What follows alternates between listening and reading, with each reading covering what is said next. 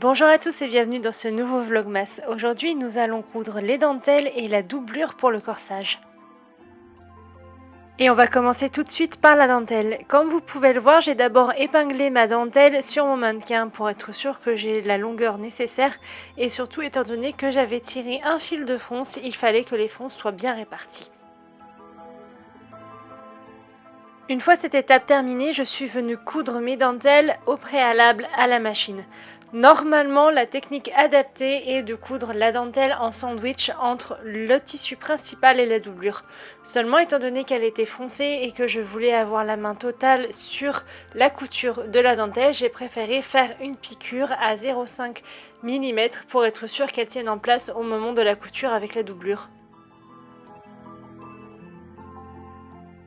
C'est une étape que je me suis rajoutée parce que ainsi j'avais plus confiance pour la couture.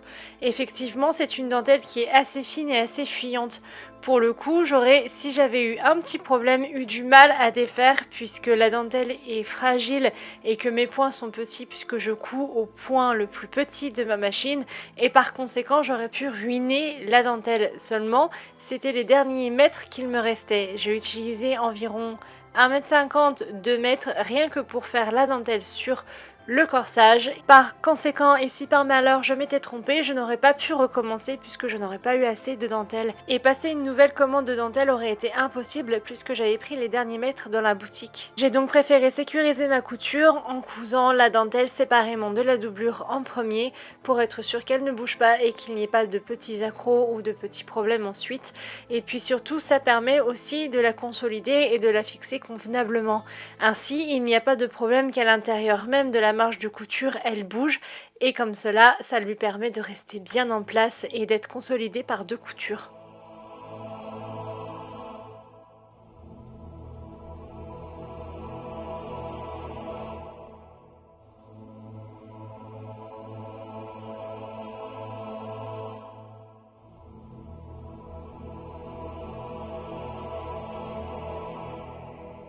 Cette couture pourrait presque s'apparenter à une couture de précision, pas totalement puisque je suis quand même allée assez rapidement pour la couture, mais tout de même il a fallu que je fasse plusieurs arrêts, notamment puisque j'avais mis énormément d'épingles liées aux fronces et aux arrondis du corsage qui faisait que je devais garder la dentelle en place et qu'elle ne devait pas bouger au fur et à mesure que je cousais.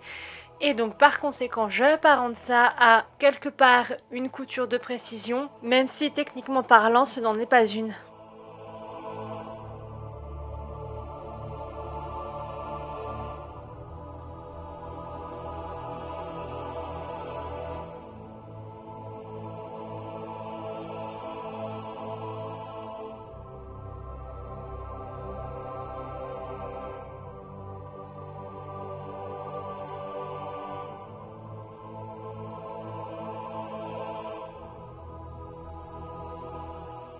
Une fois la couture de ma dentelle terminée, je suis venue assembler mon tissu de doublure avec mon tissu principal, mais uniquement au niveau du col.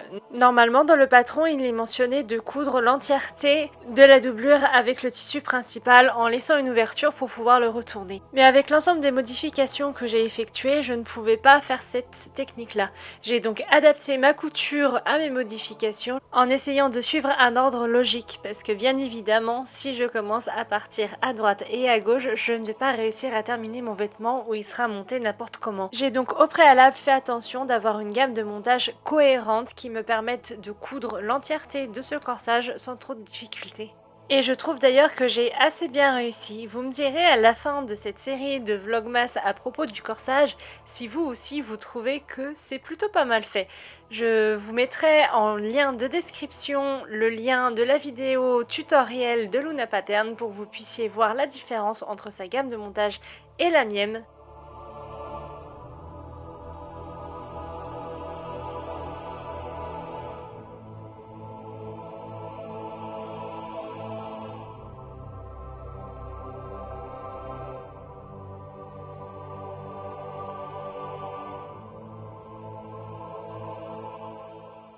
Et oui, je sais, cette vidéo est assez courte, mais en même temps, je ne peux pas vous parler de l'ensemble des modifications que j'ai effectuées sur ce patron pour le moment puisqu'il y en a beaucoup trop.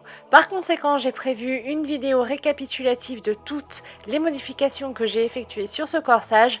Elle arrivera à la fin des vlogmas, donc n'hésitez pas à vous abonner et à me suivre pour pouvoir les voir. Et en attendant, j'espère que ce vlogmas vous aura plu. Je vous souhaite une excellente soirée. Je vous dis à demain pour la suite de cette aventure extraordinaire.